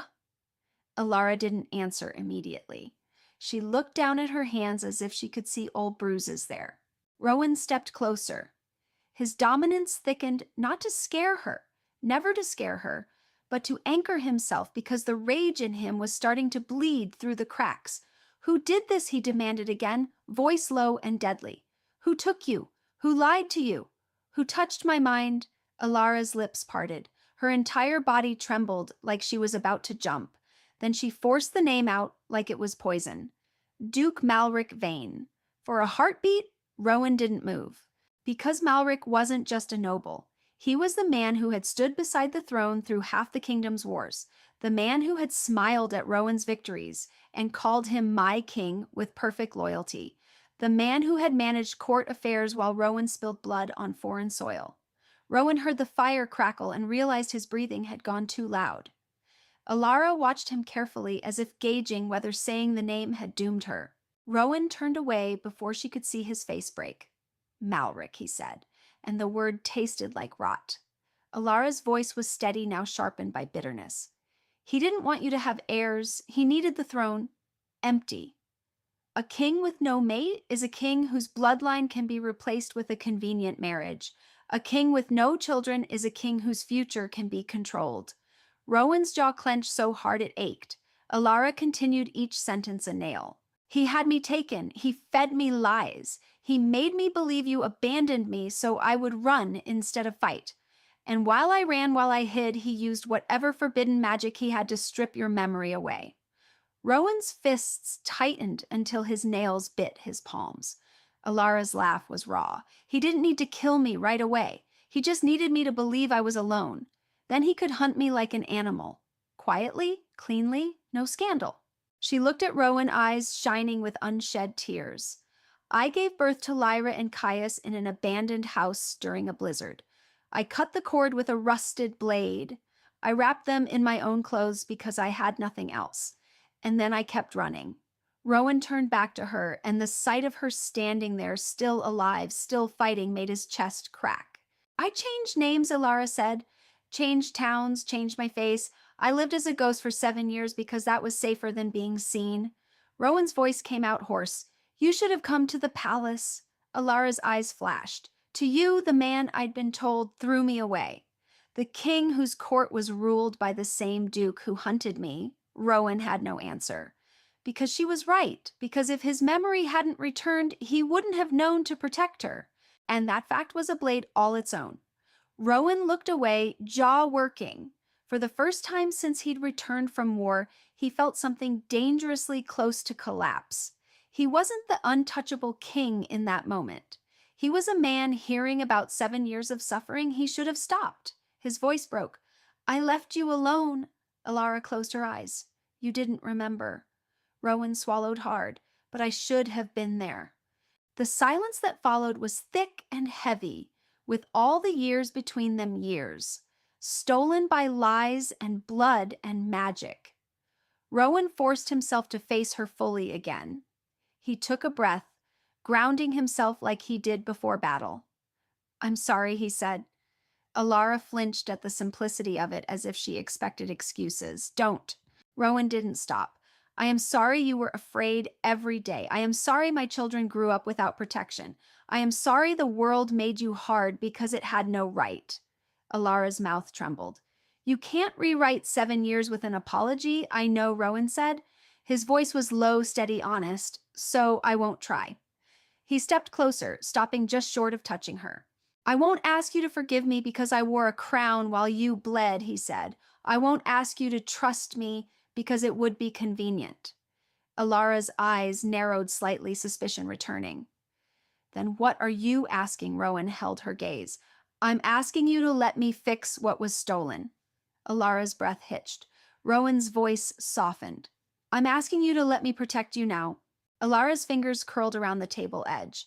And if your memory never returned, would you have come looking for us? The question landed like a spear. Rowan's throat worked. He didn't look away. I don't know, he said, and the honesty hurt more than a lie would have. But I know this now that I do remember now that I see what Malric did now that my wolf has found you. His eyes darkened with fierce certainty. I will not lose you again. Something in Alara's face flickered, hope battling fear like two wolves circling each other. Rowan could smell it. Hope was a scent, sharp and fragile. Before either of them could speak again, a soft knock sounded at the door. Cedric Ashbourne entered with that careful, measured stride of a man who'd learned to read danger in silence. He stopped when he saw Alara's face, when he saw Rowan's. My king, Cedric said quietly, we have a problem. Rowan didn't break eye contact with Alara. Speak. Cedric lowered his voice. Malric has requested an emergency council session at dawn. He is framing it as a matter of national safety. Alara went cold. He knows. Rowan's expression sharpened. He suspected. Now he's certain. Cedric's gaze flicked to Alara, respectful but sharp. The court is already whispering, the children calling you Papa in the Great Hall. It shook more than tradition. Rowan's jaw tightened. Let it shake. Cedric hesitated. There is more. Rowan's eyes narrowed. Say it. Cedric exhaled. 2 guards assigned to the royal wing were found asking questions they should not be asking. Quiet questions. about the children's marks. Alara's blood ran cold. They're already sniffing for a way to take them. Rowan's voice dropped to steel. They will not touch them. Alara's gaze snapped to his. Promises won't stop knives. Rowan moved without thinking, his hand lifted, then stopped mid-air, remembering his own rule. Permission. Alara, he said, voice controlled. Look at me. She did reluctantly. I will not make promises I cannot keep, Rowan said. So hear this instead. Tonight I will double the guard around your quarters. Alara stiffened. Your guards were already there. Rowan's eyes hardened. Not council guards. Mine. Cedric nodded. I can assign men who served with you in the war, men who would die before they betray you. Alara's throat tightened. And if Malric controls part of the palace, Rowan's voice was quiet, fierce. Then we cut out the rot. Cedric stepped closer and unrolled a map on the table. There are servant tunnels, old passages, hidden doors. If the palace turns, you will need to know how to run. Rowan gestured. Show her. Cedric pointed out routes, one leading to the kitchens, one to the outer courtyard, one through a forgotten chapel corridor. Rowan watched Alara's eyes track every line, memorizing like survival itself depended on it, because it did. When Cedric finished, Rowan leaned down, slightly, speaking so only Alara could hear. I will tell you every plan, he murmured, every risk, every exit. No one will trap you in the dark again. Alara stared at him, and Rowan saw the wall inside her shift, not fall, not yet, but crack. The next morning, Rowan did exactly what he'd said. He replaced the guards outside Alara's quarters with men who had bled beside him, men whose loyalty wasn't bought by court coin but forged by war and wolf oaths. When Alara opened her door and saw their faces scarred, hard-eyed, attentive, she felt the first smallest hint of relief she'd allowed herself in years. Lyra, half-dressed and still sleepy, peeked around Alara's hip. Are these Papa's wolves? One of the guards blinked, then coughed into his fist as if choking on laughter. Caius stared at them thoughtfully. They smell like iron. Alara's mouth twitched despite herself. Caius always described people by scent, not appearance. Iron meant violence, loyalty, blood. Rowan arrived soon after, not in ceremonial robes, but in simple, dark clothes cloak fastened at his throat. He crouched to Lyra's level and said gently, "Good morning." Lyra beamed. "Good morning, Papa." Caius watched Rowan's face like he was studying a shifting sky. "You didn't forget." Rowan's expression softened. "No." Lyra reached up and patted Rowan's cheek with sticky fingers from breakfast jam. "You look less sad today." Rowan went still for a moment, as if the touch had reached something inside him. Then he huffed a quiet, almost laugh. "Do I?" Caius gave Lyra a look. "Stop touching the king." Rowan glanced at him. "He's right about one thing." Caius braced, expecting correction. Rowan continued, voice calm. "You may touch me." Caius blinked. Rowan met his gaze steadily. "You and your sister may." Alara's breath caught. Rowan rose and turned to Alara. "The council meets at dawn," he said. "You will stay here with the children." Alara's fear flared. "No. If he's moving, I need to know." Rowan's voice softened but held firm. "You will know. Cedric will brief you. My men will stay, but you will not walk into a room full of wolves ready to tear you apart." Alara's jaw tightened. "You don't get to decide for me." Rowan's eyes narrowed slightly, then unexpectedly he nodded. "You're right," he said. "I don't." He took a breath. "Will you choose to stay?" Alara hesitated, surprised by the question being offered like a choice rather than an order. She looked at the twins. Lyra clung to Rowan's sleeve like it was the most natural thing in the world. Caius hovered close, pretending he wasn't reassured by Rowan's presence. Alara swallowed. "I will stay," she said, "but if something happens," Rowan cut in quietly, "if something happens, I will come for you." A simple statement, not a promise, a fact. Then he left for the council. The council chamber was cold and bright, lined with banners and old stone. Malric Vane stood near the center, hands folded behind his back, dressed in silver and dark red, like a man who wanted to look like loyalty wrapped in elegance. His face was composed, concerned, noble, a performance crafted for the court. Rowan entered, and the room tightened. Some councilmen lowered their heads instinctively. Others watched him with wary calculation. Malric smiled as if greeting an old friend. "My king?" he said warmly. "I'm relieved you could attend these rumors." Rowan's voice was quiet. "You requested an emergency session." Malric inclined his head. "Yes, out of duty." Rowan stepped forward, gaze razor sharp. "Speak." Malric turned to the council. "The events of the recognition ceremony have placed the kingdom at risk," he said calmly. "We witnessed children of uncertain blood and uncertain power claim intimacy with our Alpha King before the entire court." Whispers rose. Rowan's jaw tightened. "They are children." Malric's expression softened like a man pretending compassion. "Exactly. Innocent, which makes them all the more dangerous if their gifts are uncontrolled."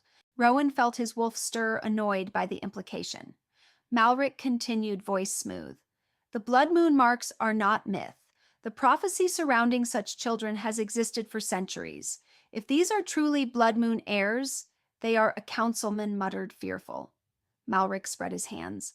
"Then we must act with prudence for their safety and ours." Rowan's voice cut in cold. "Say what you mean." Malric met his gaze with perfect calm. "The children should be placed under observation in the tower ward," he said.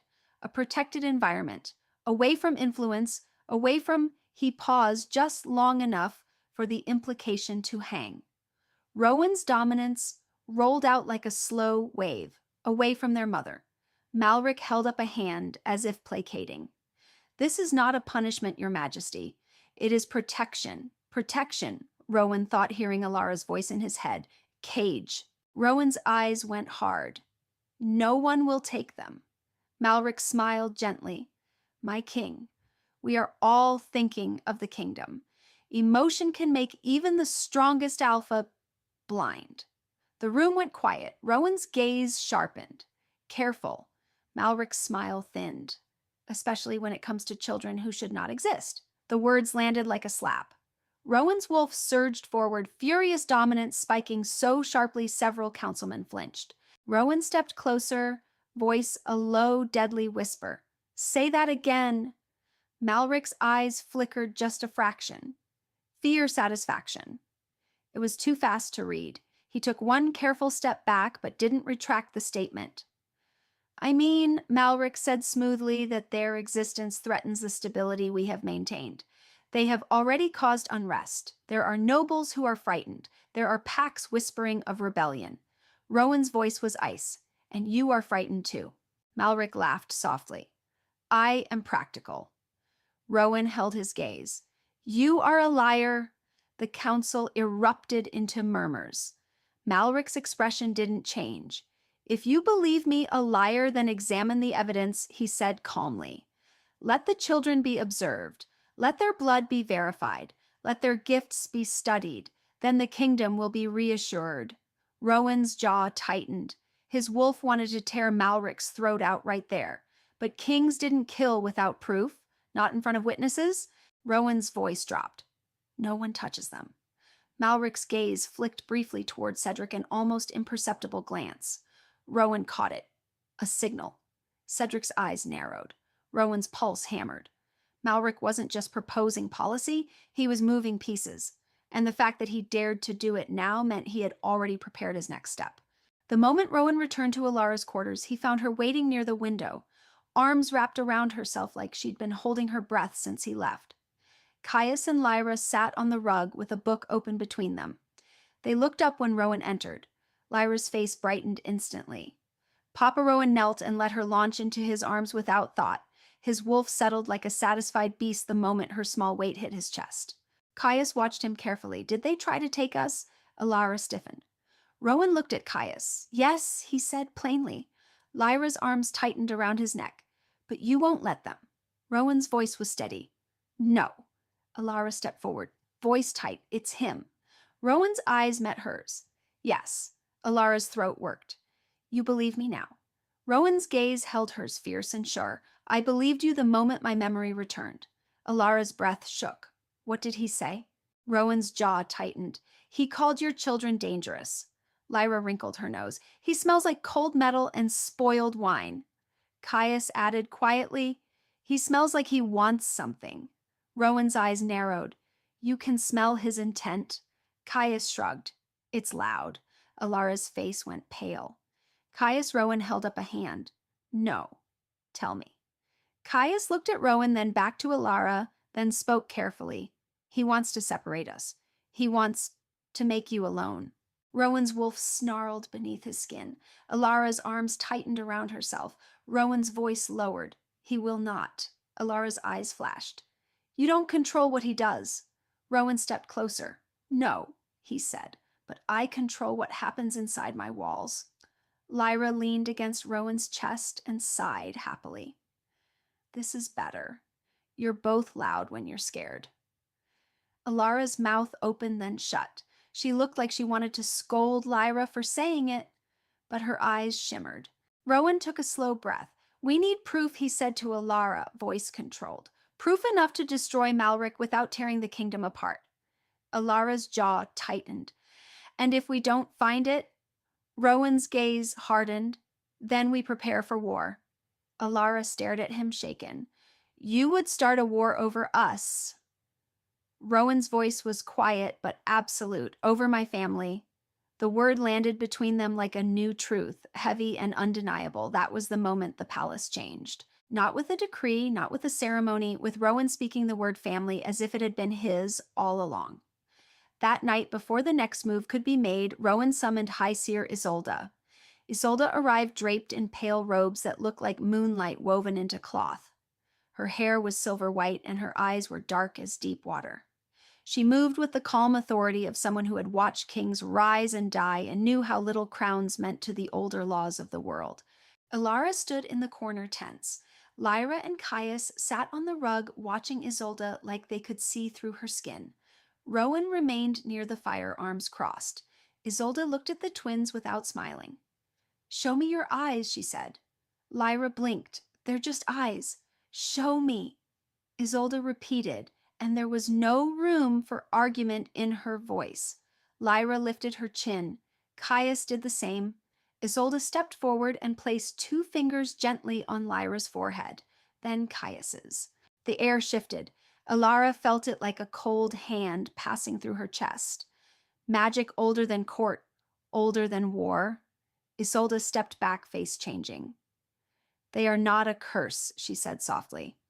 Rowan's breath released. Alara's knees nearly gave out. Isolde continued, voice carrying weight like prophecy carved into stone. They are blood moon heirs. The words hit the room like thunder. Alara swallowed hard. That's what people said, she whispered. That's why they hunted us. Isolde's gaze sharpened. People remember the first half of the prophecy because fear is easier to keep than hope. Rowan's eyes narrowed, and the second half, Isolde's voice dropped deep and certain. Blood moon heirs will choose the true king, she said, and end the false reign. Silence. Alara's blood ran cold. Rowan's jaw tightened. Cedric, standing near the doorway, murmured false reign. Isolde looked at Rowan. Do you understand now why the court trembled when they called you Papa? Rowan's gaze went hard, because it was not only a child calling a father. Isolde nodded. It was prophecy pointing. Lyra lifted a hand. I just called him Papa because he is. Isolde looked down at her, something like softness flickering. Child, you did what the moon asked, whether you knew it or not. Caius frowned. What is a false reign? Rowan's voice was low. A reign built on lies. Caius nodded slowly, as if that made too much sense. Isolde turned to Alara, eyes piercing. And you, she said quietly, your blood is not ordinary. Alara stiffened. No. Isolde stepped closer, voice gentler. You carry sight in your lineage. Seer blood. Alara's throat tightened. My mother told me never to let anyone know. Isolde's gaze flicked to Rowan. Because seers are hunted, not because they are weak, because they are inconvenient to liars. Rowan's wolf growled softly. Isolde's voice sharpened. Malric knows, she said. He has always known. That is why he chose you. That is why he hunted you. Because your children are not only royal blood, they are blood that can expose truth. Alara's breath shook. Rowan's gaze darkened. Then he will move soon? Isolde nodded. He already has. She turned to leave, but stopped at the door, looking back once. Keep them close, she said, voice like the wind before a storm. The palace will turn on you from the inside. And then she was gone. The next day, Malric called another council session. This time, Rowan didn't go alone. He went with Alara beside him, not because it was safe, because it mattered. Alara's hands trembled as she walked the corridor, but she kept her chin lifted. The twins stayed in their quarters, guarded by Rowan's war men, and Alara could feel the distance between herself and them like a physical ache. Rowan leaned closer as they approached the council chamber. If you want to leave, you may. Alara's mouth twisted. You think I'll run? Rowan's gaze stayed on her. I think you've survived by running. Alara's voice was quiet, and now Rowan's voice softened. Now you survive by standing? Alara's throat tightened. She didn't answer. She just kept walking beside him. Inside the chamber, Malric waited with calm eyes and a composed mouth. He looked at Alara as if she were a problem he'd expected. My king, he said smoothly, you bring guests. Rowan's voice was cold. I bring family. The room froze. Malric's smile didn't falter, but Alara saw the shift in his eyes, calculation sharpening. Malric spread his hands. Then you will understand why I must insist on protective measures. Rowan's gaze narrowed. You will not take my children. Malric sighed as if burdened by duty. They are not only your children, my king. They are a threat to the stability of the realm. Alara's nails dug into her palm. Rowan's dominance pressed outward warning. Malric leaned forward slightly, voice honeyed. Emotion makes even the strongest alpha blind, especially when it comes to children who should not exist. The words landed again deliberate this time. Alara saw Cedric's eyes narrow. Rowan's voice dropped deadly. Repeat it. Malric's smile thinned. He stepped back a fraction, but he didn't apologize. Very well, he said softly. If you refuse the council's protection, then you force my hand. Rowan's eyes hardened. Your hand. Malric's gaze flicked toward the window. The packs are already whispering, he said. Some believe you have been bewitched. Some believe those children have compromised you. Rowan's lip curled. By calling me Papa? Malric's eyes gleamed. By claiming you in public. The chamber erupted into murmurs. Rowan's jaw clenched. Malric continued calmly. If the king cannot be trusted to lead without being influenced by dangerous blood, then the council must consider contingency. The word chilled the room. Contingency meant regency, means replacing, means civil fracture. Rowan leaned forward, voice like ice. You are treading close to treason. Malric's smile returned, polished and smooth. I am treading close to necessity. Alara's heart hammered. Rowan held Malric's gaze. Then you should pray. Necessity does not make you a corpse. Malric's eyes flickered, but his expression stayed composed. The meeting ended without resolution. But the air in the palace changed. It smelled like storm. That night the betrayal came from the inside. It began small, too small to panic anyone who didn't know what to listen for. The lamps in the eastern wing flickered, then went out. Not one, all. A darkness fell across the corridor like someone had poured ink into the air. Alara was in the sitting room with Lyra and Caius, trying to distract them with a storybook, while her mind ran through every possible way Malric might strike. Caius's head snapped up first. Someone's outside, he whispered. Lyra went pale. Bad man smell, like shadows. Alara's blood turned to ice. She stood slowly moving toward the door. Then the ward line she hadn't even known was their quiet, faint magic placed by Rowan's men shattered like glass. The door exploded inward. Men in dark masks flooded the room, moving with precision, ignoring Alara as if she were furniture. Their hands went straight for the twins. Alara screamed, "Run!" Caius grabbed Lyra's hand, trying to pull her back, but a red glowing chain of magic snapped around his wrist, yanking him forward with a cry. Lyra screamed. Alara's body moved before thought. She grabbed the decorative dagger from the table and hurled herself at the nearest masked man like an animal with no choice. The blade slid under his ribs. He gasped. Alara didn't stop to see if he fell. She pivoted, slashing at another. They were too trained, too coordinated, and worst of all, they knew the room. They knew where the windows were, where the exits were. They moved like people who'd walked these corridors before. "There's someone inside," Alara hissed through her teeth, panic flaring. "There's someone letting them in." A masked man seized Lyra by the arm. Alara lunged wild. The man lifted a hand to strike her with magic. Alara's world narrowed to one thing, her daughter's frightened face. And something inside Alara, something she'd buried since childhood, broke open. Light erupted from her palm, not soft, not gentle. A blade of silver-blue radiance sliced through the air like a physical weapon. The spell chain around Caius's wrist snapped. The masked man holding Lyra was thrown backward, as if the air itself had punched him, slamming him into the wall with a crack. Glass shattered. The window burst outward. Alara stood in the center of the wrecked room, breathing hard, staring at her own hand as if it belonged to someone else. Lyra's eyes were wide. "Mama!" Caius clutched his freed wrist, shaking. Alara's voice came out broken. "Stay behind me." The masked men hesitated now, reassessing.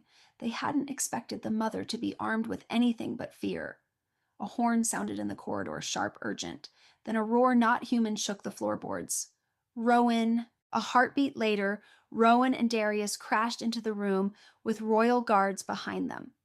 Rowan was half-shifted eyes, glowing fangs, visible the line between king and wolf blurred by rage.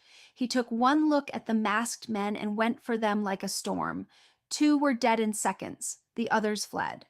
Alara didn't chase. She grabbed the twins, pulling them into her arms, checking them for blood, for bruises, for anything. Rowan shifted back fully, breath coming hard, hands shaking, not from fatigue but from fury barely contained. He saw Alara standing amid shattered glass, silver blue light still faintly clinging to her skin like moon dust. He went still. "What was that?" he demanded softly. Alara's throat tightened. Isolde appeared in the doorway as if she'd been summoned by the magic itself. She took one look at Alara, at the lingering light, and sighed like someone seeing the final piece click into place. "I knew it," Isolde murmured. Rowan's gaze snapped to her. "You knew." Isolde's eyes were dark and calm. "Her blood," she said. "Seer blood. Old, rare." Alara's breath hitched. No, Isolde held up a hand gently. "It doesn't matter what you wish it to be," she said. "It matters what it is." Rowan's jaw tightened. "Explain." Isolde's gaze swept to the twins. "Those children are not only royal blood," she said. "They are blood of sight." Alara felt the world tilt. Rowan stared at the twins, then back to Alara. It explained everything, the way Lyra heard lies like loud thoughts, the way Caius sensed danger before it arrived. The power in them wasn't random. It was inheritance, from him and from her. Cedric burst in face, pale.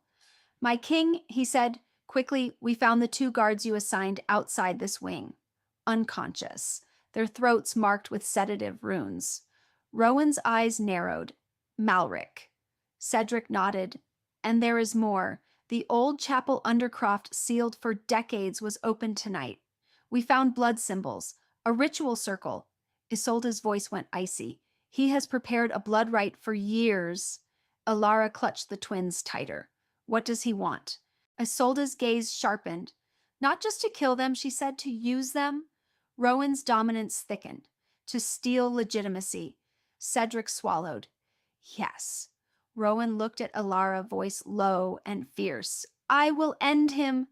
Alara's voice shook. "He will not stop." Rowan's eyes burned. "Neither will I." The palace didn't sleep that night. Rowan moved like a king at war. He sealed gates. He deployed his loyal guard. He ordered searches. He stripped certain councilmen of authority and replaced them with war captains who answered only to him. And through it all, he kept Alara and the twins close enough that his wolf could breathe. But Malric had planned too long to be trapped in a corner easily. Before dawn, the first explosion hit the outer ward tower. Not a loud explosion, more like a sudden crack of magic tearing a seam in the air. The palace shuddered. Then another crack, this time nearer. Lights flickered again.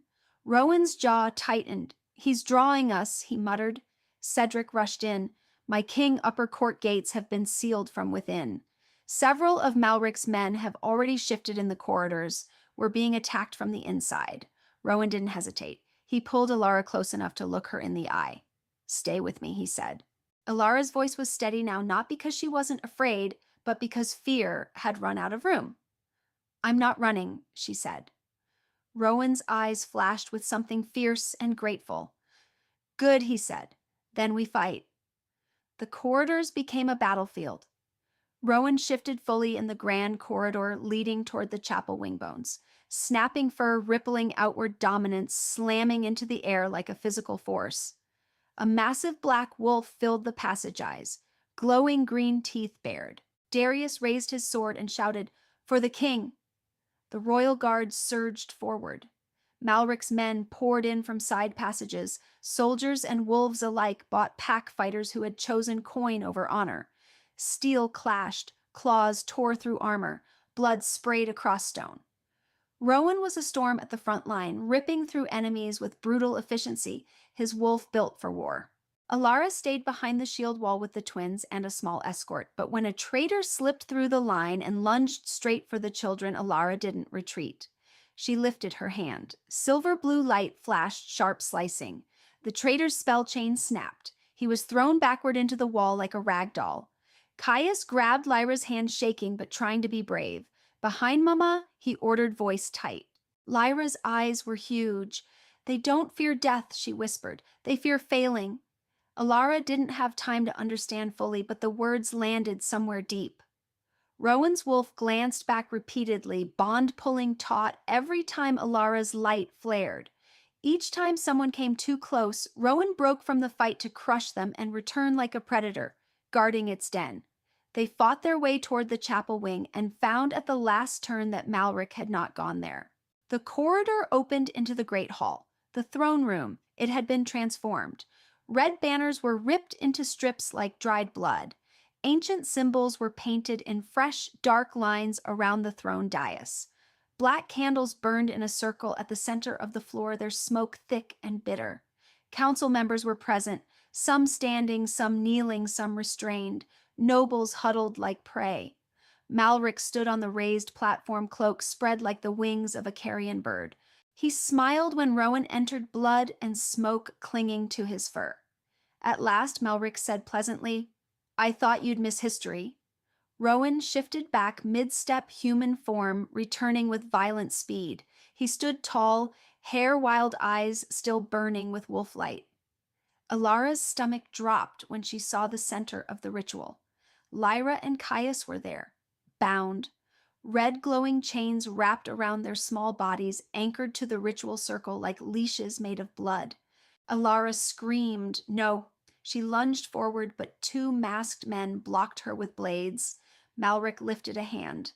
The chains tightened. Caius cried out pain, sharp and terrified. Rowan's roar shook the hall. Malric's smile widened. "Careful," he said. "If you rush, they die faster." Lyra, pale but stubborn, lifted her chin toward Malric. "You're rotting," she said, voice thin but steady. Malric laughed softly. "You see so much," he murmured. "Good, then watch." Alara fought for breath. "Let them go," she demanded, voice breaking. Malric's gaze slid to her, amused. "Ah, the mother, the hidden seer. You were always troublesome." Rowan stepped forward, teeth bared. "Touch them again, and you die." Malric spread his hands. "I'm going to die anyway if I fail," he said. "So why would I fail?" Isolde's voice cut through the chaos, sharp. "Don't break the circle by force. It feeds on bloodline." Alara spun toward Isolde, desperate. "Then what do I do?" Isolde's eyes locked on the twins. "They must connect," she said. "Let their blood recognize itself. Let them join power." Alara's mind raced. Lyra's hand was inches from Caius's, but the chains pulled them apart. Alara looked at her children, sweating, trembling, terrified. Then she did the one thing she had avoided for 7 years. She called their power, not to hide, not to suppress, to save. Lyra Alara shouted, voice tearing, "Caius, hold hands." Caius's face twisted in pain. He forced his arm forward. Lyra sobbed but reached too.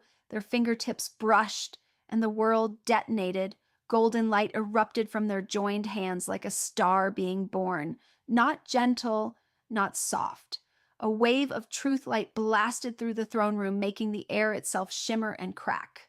The glamour on several nobles shattered like glass, revealing compulsion marks burned into their skin. Hidden seals in the walls burst open, releasing pages and scrolls and letters that had been locked away by blood magic. The ritual symbols Malric had drawn began to smoke and peel, eaten by the light. Rowan staggered as the memory curse, whatever hook still lingered in his mind, was ripped out like splinters. Images slammed into him in full clarity, Alara laughing under moonlight. The bite mark on her wrist where his wolf had started a bond. His own voice promising to find her. A blow from behind, Malric's face in the shadows, calm and clinical, ordering a mage to tear the memory away. The truth light projected those images across the hall like living mirrors. The entire court saw. Gasps rose, cries. Some nobles looked sick. Others looked furious. Malric's smile faltered for the first time. Not because he hadn't expected truth, because he hadn't expected it to be that strong. Rowan's eyes burned as he watched his stolen life replay on the walls. He turned slowly toward Malric, and the killing intent in his gaze was pure. Malric recovered quickly, his expression hardening. Truth he spat is meaningless without power. He sliced his own palm and smeared blood across his chest, speaking ancient words that made the floor tremble. I invoke Alpha Challenge, Malric declared, voice carrying over the chaos, before pack and court. If I win, the throne is mine. The hall went still, because that law was older than kings, because even a traitor could claim it. Rowan stepped forward, dominance surging, his voice low and lethal. You are not worthy to speak pack law. Malric's eyes gleamed. Then prove it. Rowan's wolf rose under his skin, ready. Rowan didn't hesitate. If you want to die in front of everyone, Rowan said, I will grant you that. He stepped into the center of the hall where the ritual circle still smoked blood and ash underfoot. Malric shifted, first bones, cracking fur, exploding outward into a huge gray wolf with silver streaks, eyes bright with cruel ambition. Rowan shifted a heartbeat later. Black storm. Bigger, heavier. Not just a wolf and apex predator that the throne itself seemed to recognize. They collided like two forces of nature. The fight was brutal and fast. Malric attacked with fury, aiming for Rowan's throat, his claws tearing at Rowan's shoulder. Rowan took the blow, pivoted, and slammed Malric sideways into the stone with the full weight of a werewolf. The hall echoed with the impact. Malric snapped at Rowan's neck. Rowan twisted jaws, clamping down on Malric's shoulder, hard enough to crack bone. Malric howled and tried to break free, but Rowan was done playing. Rowan drove Malric down, pinning him to the floor, dominance, crushing the air so hard the entire court lowered their heads instinctively. Malric's body shook beneath Rowan's weight. Rowan's jaws hovered at his throat. Yield? Rowan growled the word, vibrating through the stone. Malric's eyes still gleamed with hunger. Never, he rasped. Rowan's wolf bared teeth. Then Rowan ended it. One swift, decisive bite. A crack. A silence. When Rowan stepped back, Malric lay still. His false reign ended in the only language the old laws respected. Blood. Rowan shifted back to human amid the stunned, silenced chest, heaving blood on his hands. The hall was frozen, nobles, trembling council, staring guards holding weapons but unsure whether to kneel or flee. Rowan didn't move toward the throne. Not yet. He turned instead toward Alara and the twins. Lyra and Caius had collapsed to their knees, exhausted, their hands still clasped. Golden light flickered weakly around them like embers. Alara rushed to them, catching them, checking them, whispering frantic reassurances. Rowan crossed the hall and dropped to his knees in front of them. A king kneeling again this time, not because of shock, but because his priorities were finally in the right order. His voice came out rough, thick, with something he didn't usually allow himself. I came too late, he said. Lyra blinked up at him, face pale. You came now. Caius swallowed hard. We didn't let him win. Rowan's hand hovered over Caius's shoulder, then settled, gently grounding. No, Rowan whispered. You didn't. He looked at them, two small faces, frightened and brave, and the sight nearly broke him. He turned toward the court, still kneeling beside the children, and his voice carried like law carved into stone. "Listen closely," Rowan said. The hall went utterly silent. "These are my heirs," he declared. "My blood, my pride." Murmurs rose in shock, then died under the weight of his dominance. Rowan rose, placing a hand on Caius's shoulder and lifting Lyra carefully into his other arm, and faced the entire kingdom. "Anyone who speaks of them as a curse speaks against me," he said. "Anyone who reaches for them reaches through my body first." People began to kneel, not because of fear alone, because truth had stripped away the lies, because blood had spoken. Rowan's gaze swept the hall and stopped on Alara. She stood, frozen hands, trembling cheeks streaked with tears she hadn't noticed falling. Rowan's voice softened just for her, though it still carried to every corner. "And she," Rowan said, "is the only queen this throne will ever know." Alara's breath caught. For a heartbeat, she looked like she might collapse. Rowan extended his free hand toward her. "Come here," he said. Alara stared at his hand as if it were a bridge across a canyon she'd spent years refusing to cross. Then she stepped forward, not running, not hiding, walking into the center of the hall like a woman finally stepping out of shadow. When her fingers touched Rowan's, the bond between them tightened, warm, deep, right. Isolde stepped forward into the hushed voice, calm and ceremonial. "Blood has spoken," Isolde said. "Wolf has spoken. Court has witnessed." She looked between Rowan and Alara. "If you are willing," she continued, "the bond may be sealed here before Pack, before Moon, before Kingdom." Rowan didn't look away from Alara. This time Rowan said softly, "It is your choice, only yours." Alara's throat tightened. She looked at the twins, Caius still holding onto Rowan's sleeve, Lyra clinging to his shoulder as if she'd always belonged there. Then she looked back at Rowan. In his eyes, she didn't see entitlement. She didn't see ownership. She saw waiting. She saw the rarest thing in a king: permission. Alara's voice was barely a whisper, but it shook the hall more than any war shout. "Yes," she said. Isolde nodded once. The ceremony was simple, old and true to wolf nature. No pretty speeches, no gold jewelry, no political poetry, just oath. Rowan's hand tightened around Alara's. "I choose you," Rowan said, voice rough. "Before Pack, before Moon, before blood." Alara's breath trembled. "I choose you," she said, and the words were the opposite of fear. "Not because I'm trapped, not because prophecy demands it, because I want to. The bond sealed, not with pain, not with chains, with heat steady anchoring like a door closing gently against winter." The court remained kneeling, stunned into reverent silence. And then Caius, still shaky, tugged Rowan's sleeve. His voice was small enough that it should have been lost in the hall, but the quiet made it carry. "Do we still get to call you?" Papa Caius asked, eyes bright with a fear he'd hidden too long. "Even when everyone's watching?" The question cut through the entire kingdom more sharply than any blade. Rowan's throat tightened. He sank down again, bringing himself level with the children. He wrapped an arm around Caius and pulled Lyra close, his forehead touching theirs for a moment like a wolf's private vow. "Especially then," Rowan said, voice breaking slightly, "especially when everyone's watching." Lyra burst into tears, first sobbing into Rowan's shoulder. Caius tried to hold himself together, tried to be strong like he always was, but his eyes went red and his mouth trembled anyway. Alara stood above them, watching the three of them hold each other, and felt something in her finally stop fighting. She stepped closer and placed a hand on Rowan's shoulder, and for the first time in 7 years, she did not feel like running. She felt like staying. A year later, the palace sounded different. The corridors that once carried whispers of fear now echoed with laughter and the patter of small boots. Servants no longer flinched when Lyra darted past like a gust of wind. Guards no longer stiffened when Caius stared at them too seriously. They simply nodded as if acknowledging a young prince who had already learned the language of vigilance.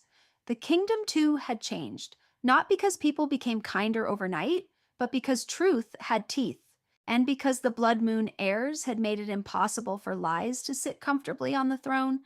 In the training yard, Rowan crouched in the frost beside Caius, speaking quietly. Don't force it, Rowan instructed.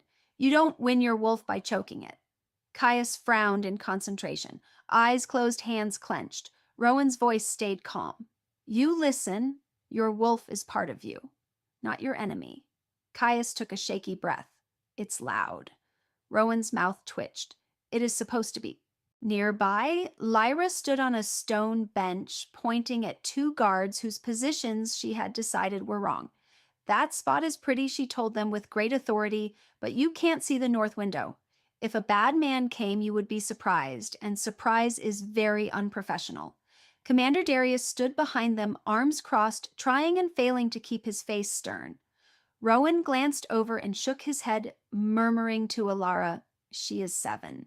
Alara laughed softly, and already giving orders like she was born for it. Rowan's gaze softened when he looked at her. Alara Vale, no longer a ghost, no longer a hunted mother. Alara Thorne.